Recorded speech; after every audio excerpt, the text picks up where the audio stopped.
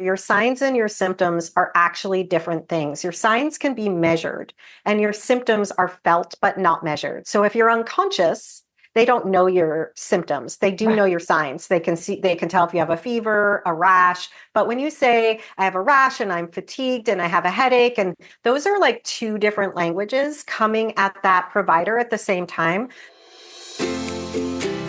Welcome to the Inspired Living with Autoimmunity podcast, the podcast for high achievers who want to stay sharp, focused, and full of energy despite their diagnosis. With your host, National Board Certified Functional Medicine Health Coach, Julie Michelson, where Julie helps you take your power back from autoimmunity. And now here's your host, Julie Michelson.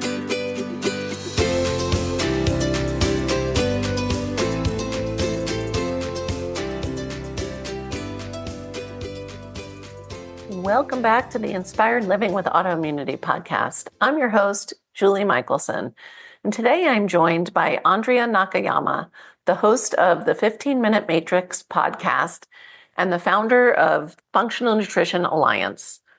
Andrea is leading thousands of students and practitioners around the globe in a revolution to offer better solutions to the growing chronic illness epidemic.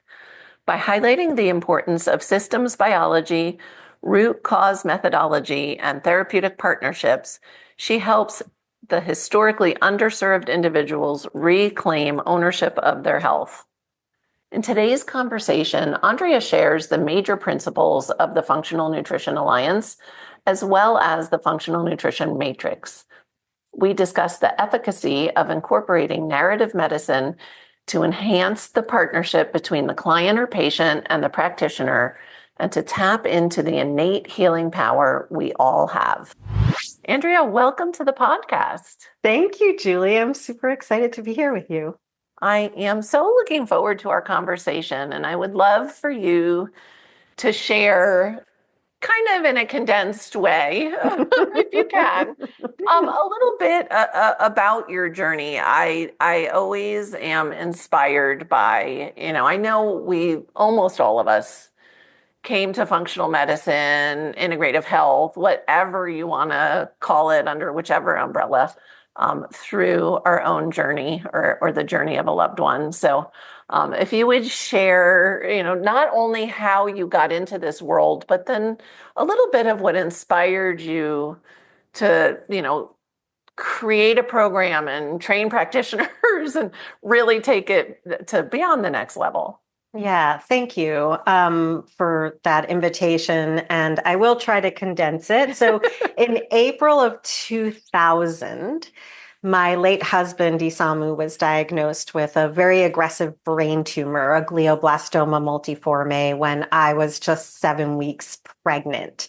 And so that experience took my understanding of the conventional medical model to a different level. There were so many amazing things we received from conventional medicine. We were in San Francisco at the time, and that's where one of the best brain tumor centers is. So we had the best care. And at the same time, it was the first time in our early 30s that we were thrust into the quote unquote medical system. And I was identifying and recognizing some really significant gaps that I had never encountered before. Those first two gaps were that people are treated like their diagnosis. So he was a glioblastoma multiforme. Yeah. We have our diagnoses, but we're treated like we are them. And the second gap at that time that I realized, I've since realized a lot more, was that all people with the same diagnosis are treated the same. That is what the conventional model does. It sees through that protocol X for Y lens. So that time was what I consider, looking back, my boot camp. Isamu, my late husband, was given 6 months to live. He actually lived 2.5 years, which gave him the great opportunity, and our son the great opportunity, to have a little imprint, even though our son doesn't remember his dad. He's 24 now, but Yeah, that imprint was there. And it took several years for me to realize that there was something in here that was my calling. I worked in a very different field. I was a production director in book publishing for companies in New York, working on very high powered books. And I realized I had to put myself back through school. So I started scrambling, doing lots of education, following my passion, and it evolved and evolved and evolved. I became a health coach. I recognized that there were differences in the way I was looking at a case, at a health coaching case. And I had a coach of my own that was saying, you're doing something different than anybody else is doing. And that's when I started opening my eyes. I found functional medicine. I realized that there was an adjacent way of thinking to what I was doing in nutrition, and started to develop my own methodologies, kind of inspired by the Institute for Functional Medicine, but making them my own and through the scope of practice of lifestyle medicine. So more of the dietary and lifestyle modifications that then led me to having great clinical results, leading more people, practitioners, health coaches to ask for training, which, I didn't expect to create a school where I've trained over 8,500 practitioners, but now that is the case. Yeah. Amazing. Is that condensed enough? That actually was. And I want to highlight something you didn't even say, because I really know this goes back to your approach. You made a choice all those years ago. Yes. Right. So I want to commend and express gratitude for that choice, but also for listeners to understand, like, we always have a choice. And if you can't get from your story that life can be really, really hard. Yes. But you made a conscious decision to find the gift or turn it into a gift, and not only for yourself, but for, as you just said, it's not even just the thousands of coaches that you've trained, but all of the, it's that ripple effect, right? Yes. All of the people that they touch. Yes. And I just wanted to highlight that, because I think that's the invitation for anybody listening. Yes. Is you, I know, are going to share so much other goodness with us in this conversation, but every day we can make a choice. Yes. And need to. Yes. And I want to thank you for that reflection. And I received that. And I think of that as post-traumatic growth, right? Yes. That's the way I think about what occurred. And I do feel like, and I want to highlight this, that the true purpose, which was at the heart of everything I was doing, was in Isamu's name.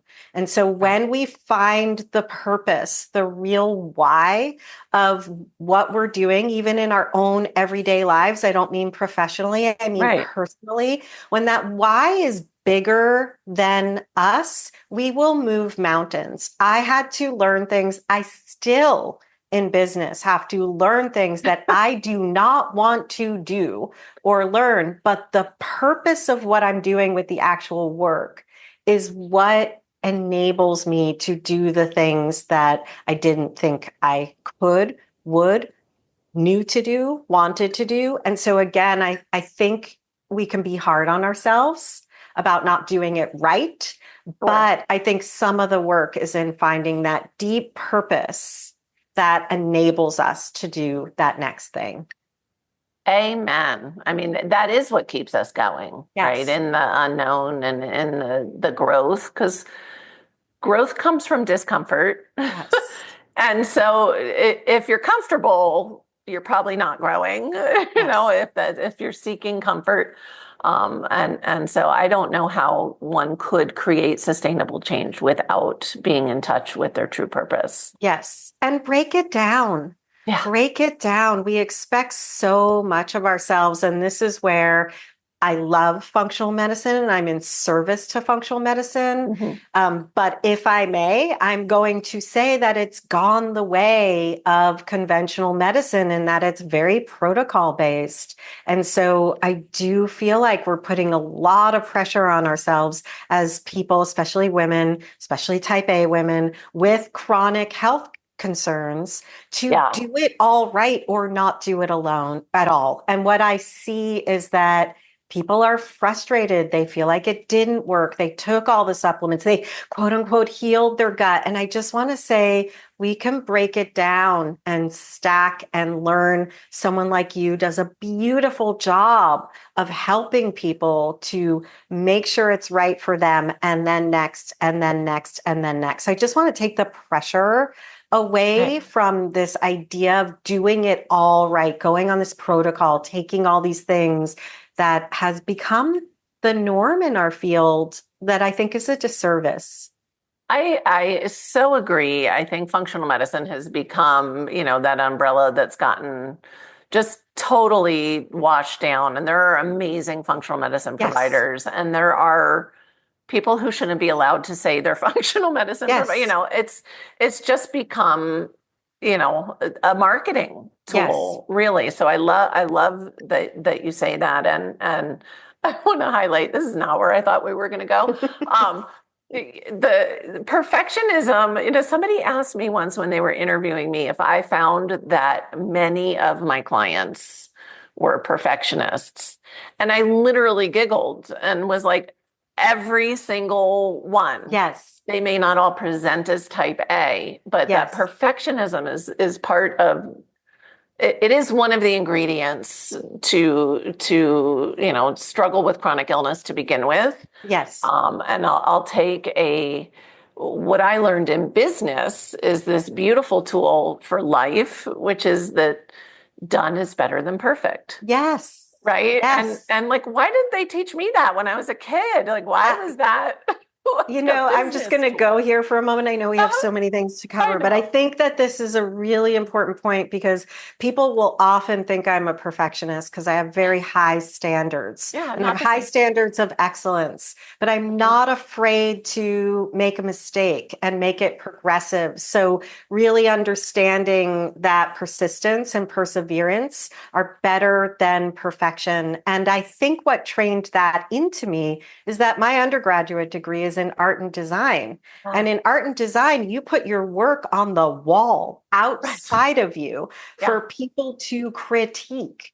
And you then go back and you rework it and you learn and you keep going. And I think that exercise for me, which will come back to some of our conversations if we get into narrative medicine, are not about perfection. It's not about creating something or doing something in a way that's there. It's about do and then do and then do. Nobody climbs Mount Everest in a day. It takes years. And we have to think about our base camps and know sometimes we're going up and down just to go forward and learn more along the way. And I think that applies to our health journey in such a profound way that we've lost sight of with everything that's fed to us in social media and media. Yeah. And I think that we, especially, for listeners that are somewhere in an autoimmune journey, so often we just want someone to tell us what to do. Yes. To fix it. Right. Yes. We're still stuck a little bit in that historic Western medical model of somebody else has our answers. And if they tell me what to do and I do it, problem solved. And not the case. We have the answer. So it is not the case. So I want to talk a little bit about, because your approach, you didn't just say, okay, IFM is great, Institute of Functional Medicine. I'm going to open my own version. Right. And because you're bringing you and your approach. So let's talk a little bit about, what makes the Functional Nutrition Alliance different.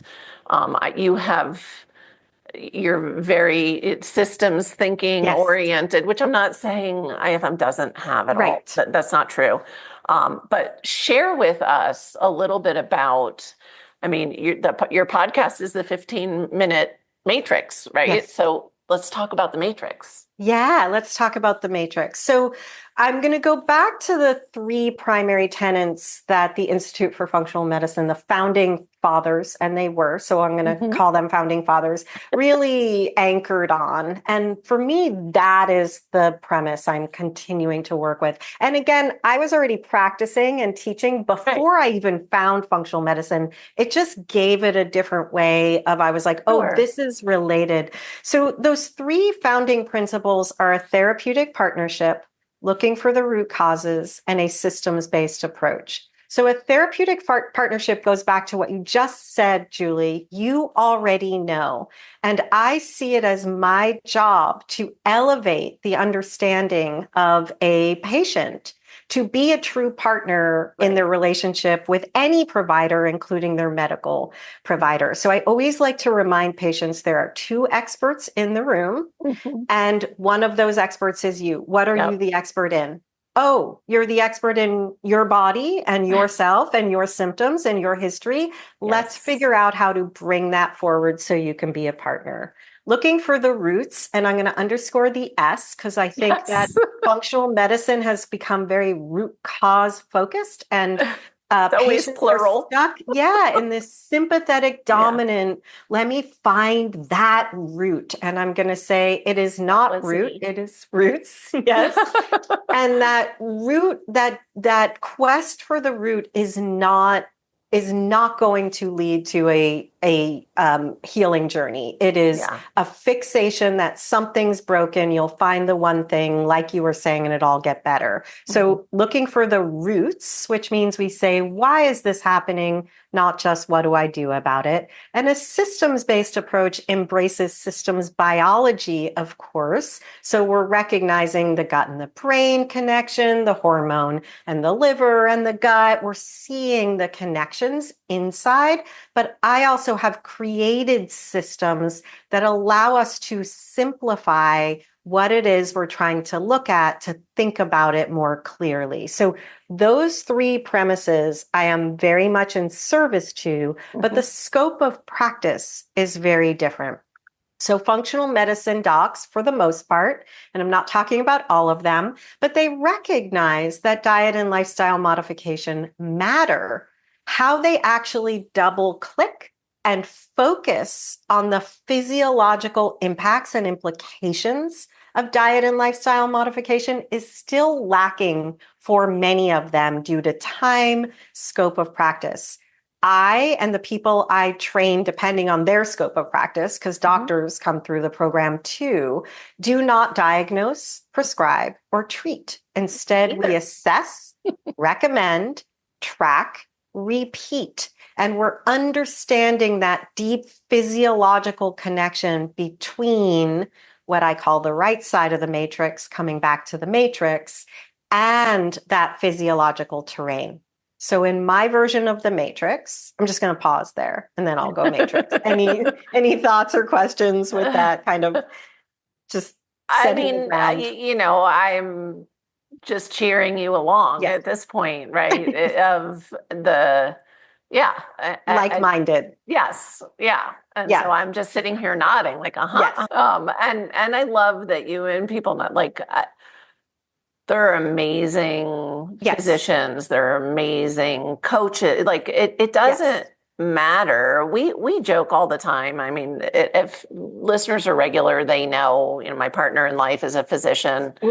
He's been practicing functional medicine since before it had a name. Yes. Like you, right? And then all of a sudden there was like, oh, there's a name for this. And now it's kind of gotten a little washed out depending.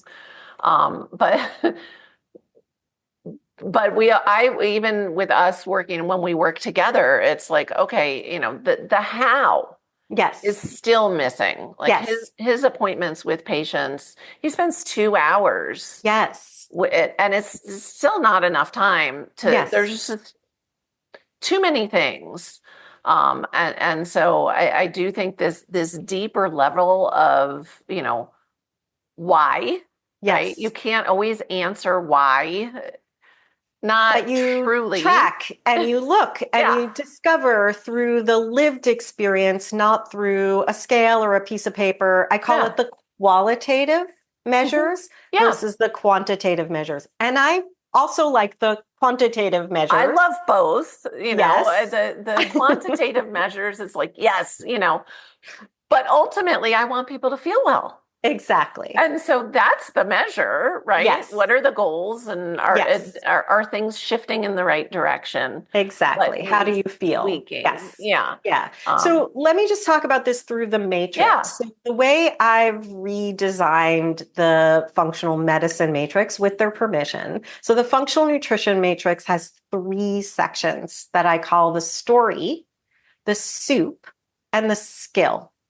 So the soup is the internal terrain, that body systems area where we're constantly focused on our signs, our symptoms, and our diagnoses. And we can kind of map them on a center wheel that has different physiological areas and start to see connections there, or at least take them out of our head and put them down on paper. But the right side and the left side of the matrix that flank that center wheel influence the expression of that internal terrain.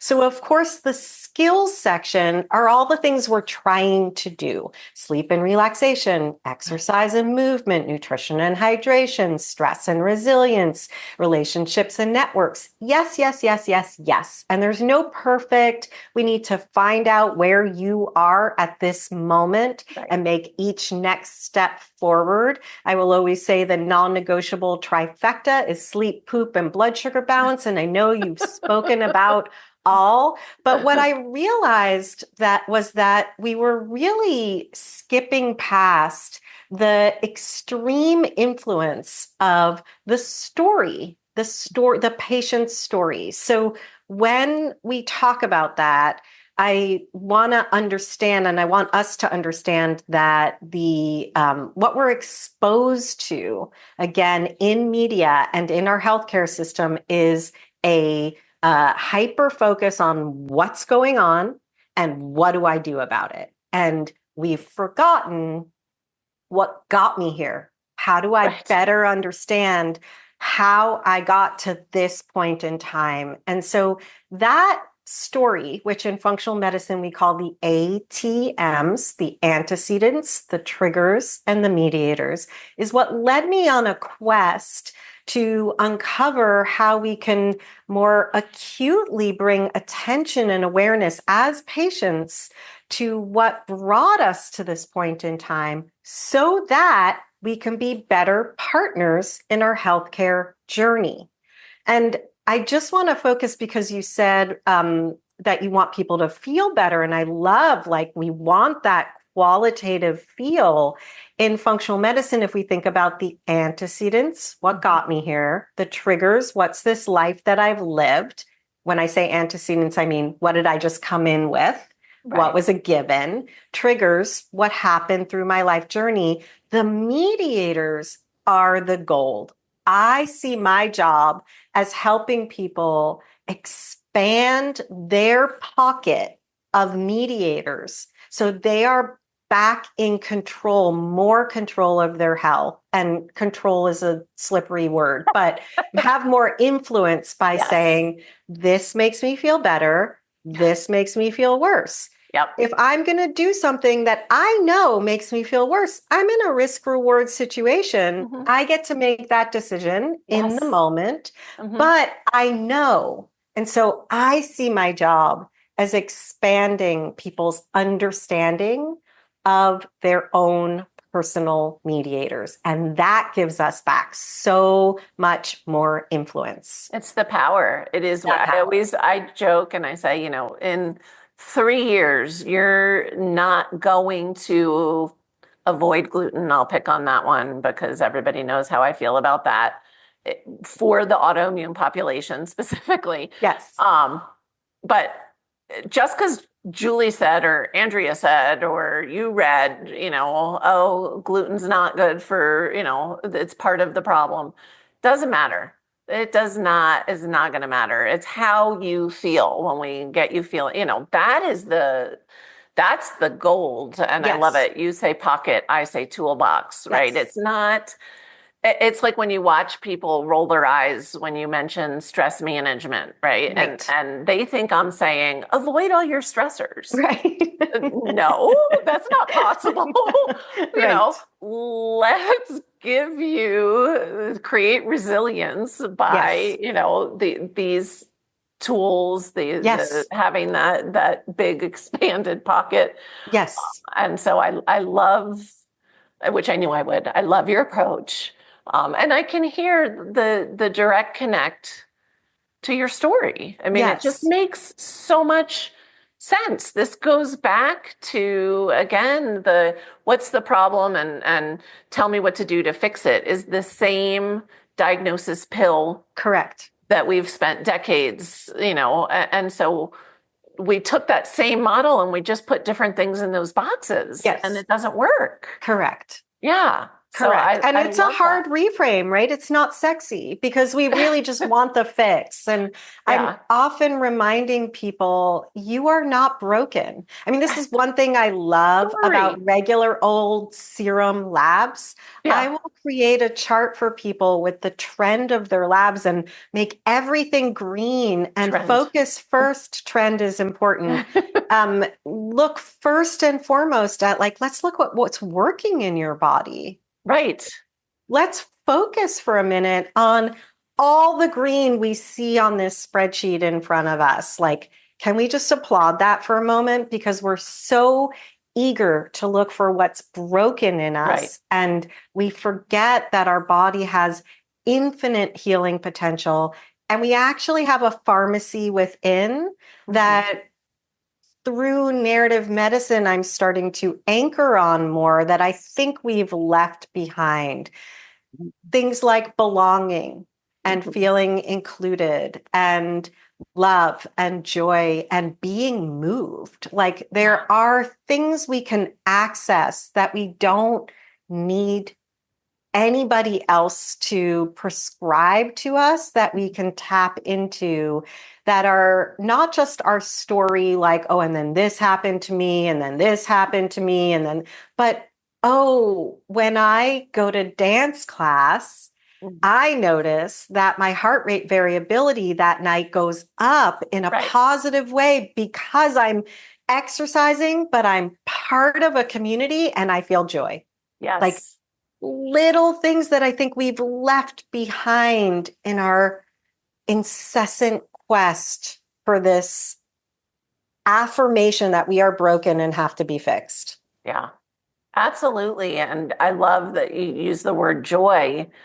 I do feel like it is a missing ingredient for so many people in wellness. And people look at me like that is always the saddest part for me when I ask a client, what brings you joy? And they give me the deer in the headlights look. Yes. Yes. They're driven, they're, all the things, and they haven't thought about what brings them joy in sometimes decades, which is really sad. But it's also really healing, and it's never too late to reconnect with joy, with community, with all these things that I always say, there's all this talk now about blue zones, right? And everyone, again, what do they focus on? What are they eating? Exactly. Right? Well, how about the fact that these are communities, these are tight-knit communities with, you talked about it before, purpose. Yes. The 80-year-old woman who's still teaching and walking up the hill, and yes, they're eating good food and they're moving, and exercise is just a daily part of life, but it's that community and connection and joy that we have just kind of negated as I'll get to that later. Yes. Yeah. And I think that we are actually tapping into it, but we're looking for the big ways, right? So first of all, you're singing my language because my focus in the narrative medicine, functional medicine intersection I'm doing is longevity for women 50s, 60s, and beyond, because I think at our ages, we've lost a sense of purpose that was ubiquitous for our generation for the first time in history. As women, if we had children, they're not only out of the house, but they may be launched enough that we aren't even parents in the same way. We've had careers that we no longer have the purpose, or that purpose is shifting, that significance is shifting in life. And longevity, as you're saying, isn't just about what we eat, what we take, what blue light we're exposed to. Which there are a lot of, exactly. It's so much more. And I think there's opportunity for us to reframe longevity and find something different within us. But I also want to say, joy doesn't have to be, I live my life in joy every day. I do think there are these know that anybody does. Exactly. But I think that's what we're looking for. Yeah. And I also just want to say, one of the things I'm loving about this intersection in my own work and my own writing is where the science comes in. If you look at the science of belonging, and I just want to anchor on that, because we'll be like, oh yeah, whatever, belonging, community, doesn't matter. But it actually scientifically is shown to suppress inflammatory genes. Yes. It does reduce inflammation, supports gut-brain connection, influences oxytocin and dopamine production. We forget that there's other ways to access the internal pharmacy that aren't about taking, acting, doing more and more and more, which for my type A sisters, I just want to say, hold on, you got something more to work with here. Yeah. It's cheap, it's easy, and you can find it. Everybody has it. Yes. It is part of how we are designed and created. I want to back up because I was so excited for this conversation that I'm like, more, tell us more. Let's talk, just share with listeners, what is narrative medicine? I know I'm using this term, and it's it's a fairly young and very pedagogical, so academic practice. It's really only in its 20 or so years. Dr. Rita Sharon is one of its founders and the creator of the program at Columbia University. And it really is, in its most basic form, a practice for teaching providers empathy. That's how I'm going to really make it condensed. And I did write an article on my personal website about what narrative medicine means to me, if anyone wants to read a little bit more. Ultimately, it's about deep listening. So for a provider, how is it that we activate our deep listening to hear what's in the synapses of the story we're being told? I believe, and this is where the work is for me, that as patients, we can engage in these same practices to activate our deep listening with ourselves. And this is where we are tuning in. And again, it's not necessarily to the minutia of this happened to me and then this happened, although the beauty of the timeline is important too. Exactly. But there's more. Yes, it sometimes might just be engaging with a poem or a piece of art or a movie and feeling what comes up in us and allowing time to savor that emotion, that response, which starts to reveal other clues about ourselves that we can more actively tap into to unlock that internal pharmacy. So narrative medicine is deep listening. Deep listening is something I think we've lost as patients in relationship with our bodies, which is its own therapeutic partnership, in favor of doing what you said, farming it out, giving our agency away, asking for somebody to just tell us what to do and how to do it to make it all better now, please. So well put in a way that we can all understand. And again, it's for the practitioner and the patient, most importantly for the patient, but both is where the magic comes in. I heard one doctor refer to it as listening radically with compassion. Exactly. And that stuck with me because it's an extra level, right? Like we can all Yes. say, "Oh, I'm a good listener." Yes. Of course, I'm a good I'm listener. empathetic. Yeah, Yeah. but it is radical. It used to Yes. just be listening. I Yes. truly believe, 2,000 years ago, that was just how Correct. we listened. 1,000%. Yeah. Yeah. And in narrative medicine, we might engage the humanities to Yes. exercise that muscle. And when I say that we engage in the humanities, that is where the human condition is being shown. And so we don't exercise the muscle only in clinical care. And as patients, we don't only exercise the muscle in like, what's every little thing about my navel going on? We might engage with another human expression and then allow ourselves to sink into that experience, and we start to build a radical listening muscle. I love that, a radical listening muscle. And I want to highlight, because I believe in really, really simple terms, back to that empathetic piece, it's the feeling. It's and as a protective mechanism, most people struggling with chronic illness have disengaged from feeling. Yes. And the feeling is where the healing is. Yes. And so I got so excited that I'm like, wow, it doesn't get better than Columbia University, right? Like, and to me, this is just another, new academic area that is studying something that's been there all along.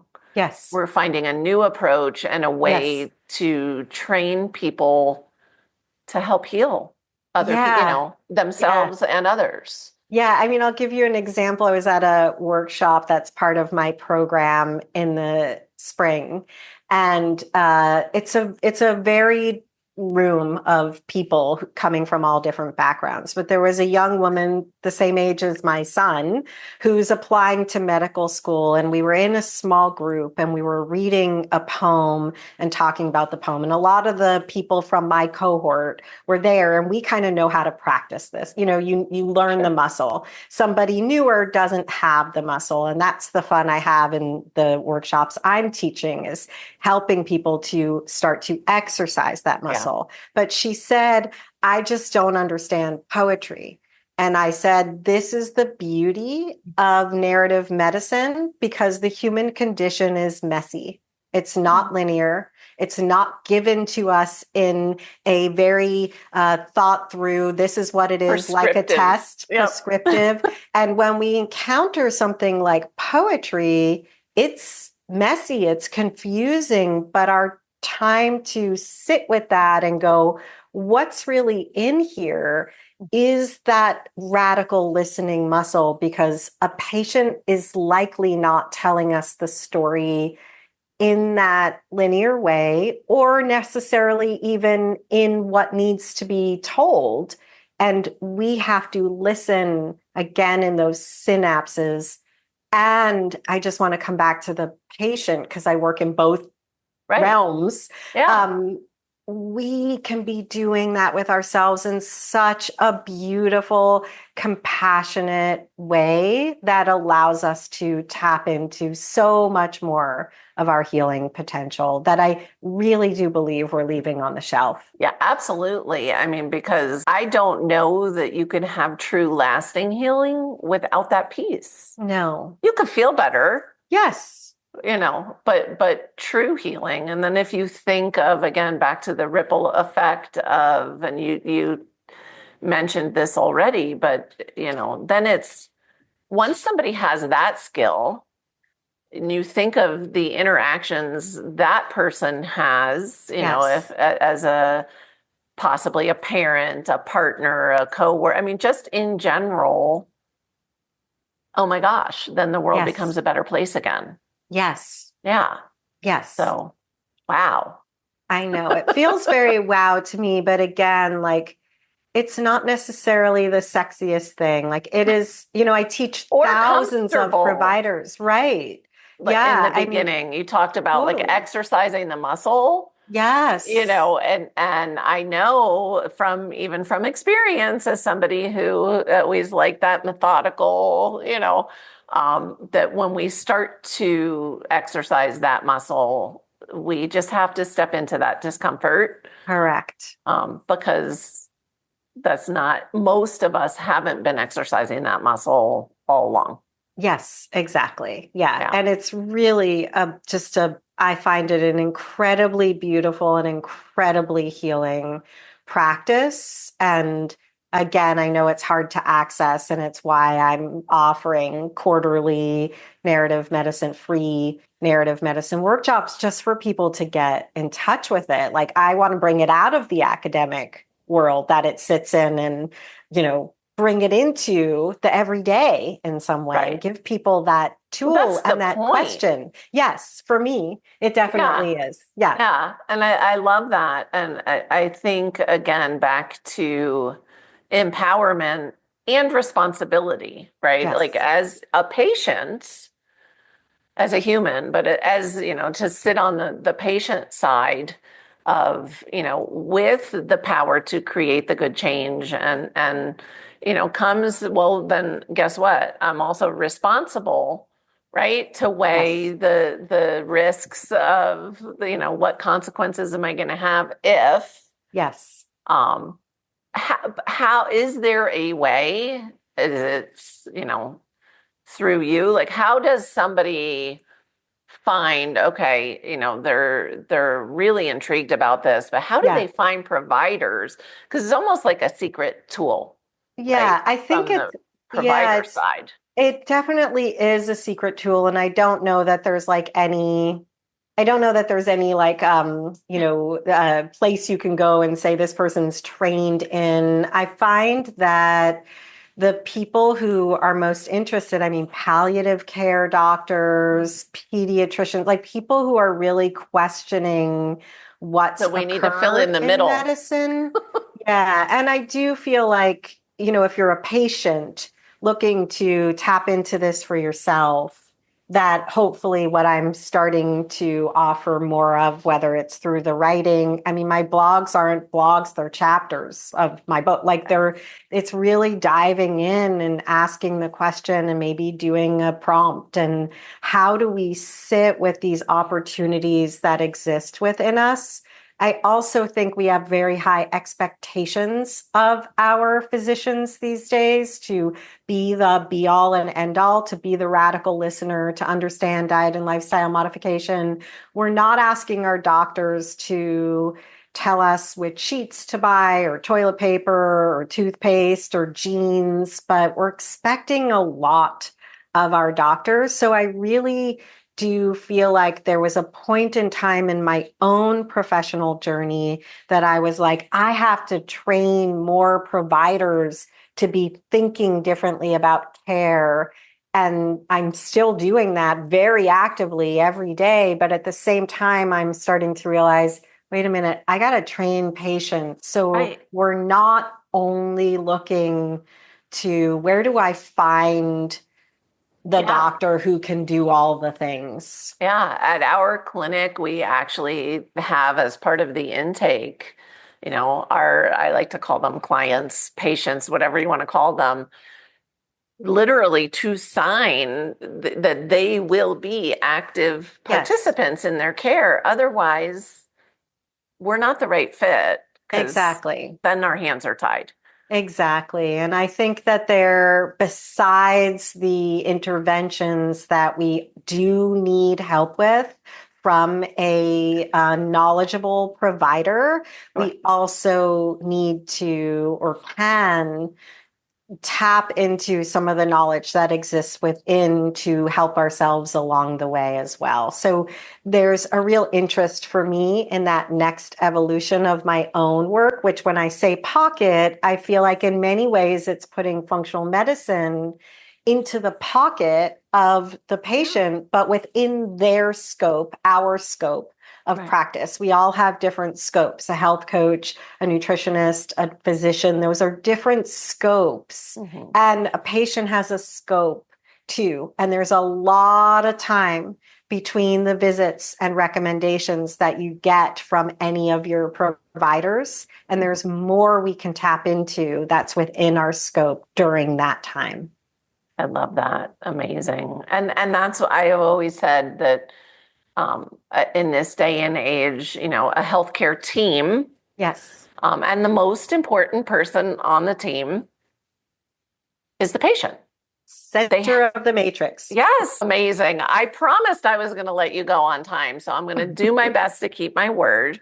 I want to ask, listeners are leaning in now because they know what's coming. What is, from your perspective, one step that listeners can take starting today to move the needle and improve their health? Yeah, I'm going to give us a step that is bringing us back to that self-empowerment. I'm actually thinking of 2 steps if I can. So, of course. Step number 1 is spend a little time with what you know makes you feel better and makes you feel worse. Those mediators, as we call them in functional medicine, just spend a little time.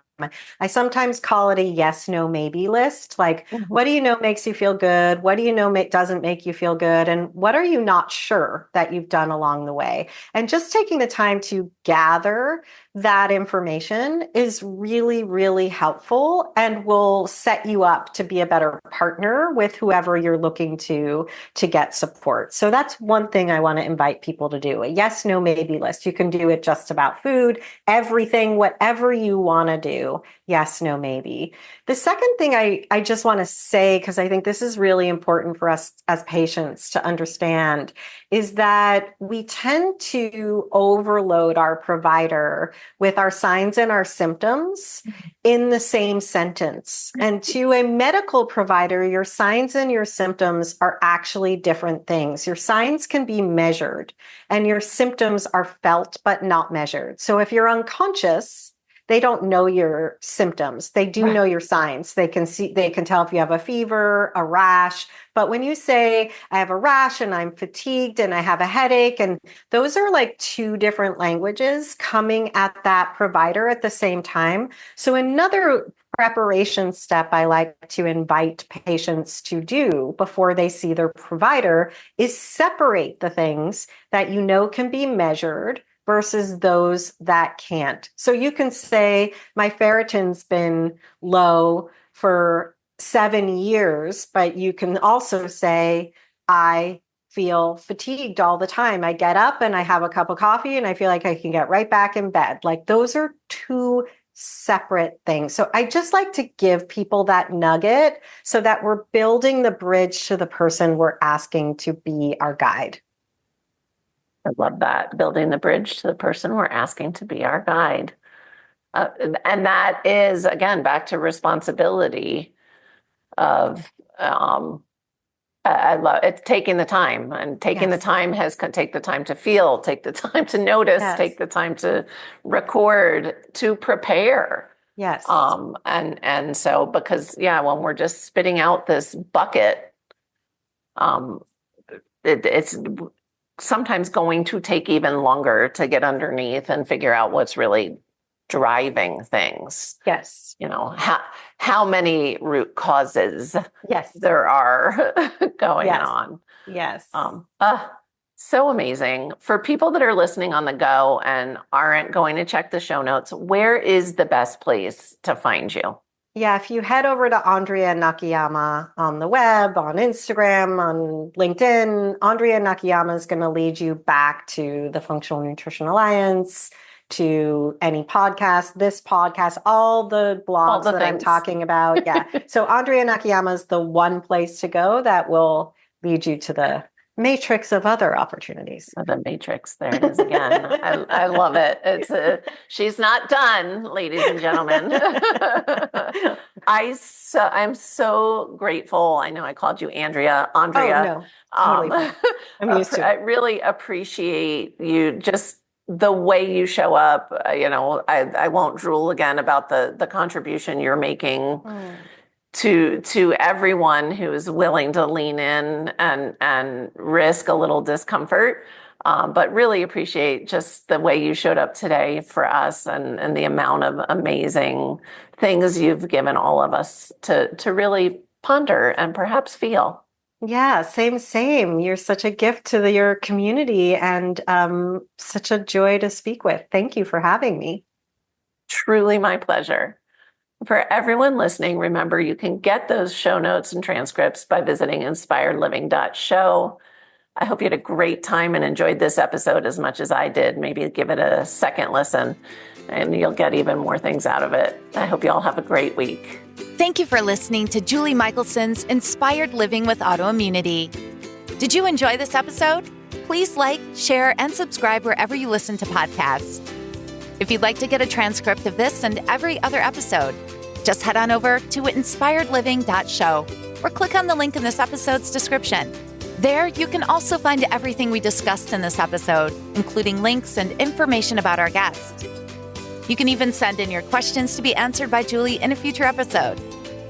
That's inspiredliving.show. Until next time, this is Julie Michelson's Inspired Living with Autoimmunity podcast, helping you take your power back.